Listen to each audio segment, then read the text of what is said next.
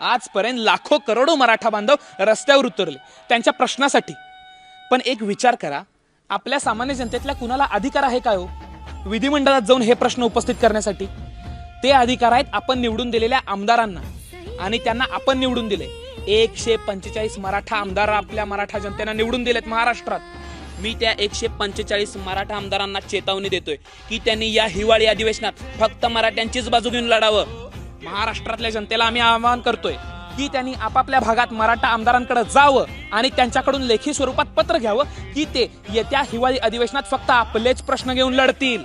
145 आमदारांना मी पुन्हा एकदा चेतावणी देतोय, जर येणाऱ्या अधिवेशनात जर तुम्ही मराठ्यांच्या बाजूने लढणार नाहीत तर याद राखा पुन्हा तुम्हाला आमच्या दारात यायचं आहे। अरे खाल्लेल्या मिठाला जागा रे। आणि हे 145 आमदार हे करू शकतील। 18 पगड जातींच्या आमच्या बांधवांच्या आरक्षणाला न हात घालता, आणि जो कोणी आमदार हे करून दाखवेल हिवाळी अधिवेशनात त्यालाच आम्ही खरा मराठा म्हणून जागू। मराठा मुक्क्रांती मोर्चाच्या लेटेस्ट अपडेटसाठी खाली दिलेले लाल सबस्क्राइब बटन दाबून चॅनल सबस्क्राइब करा।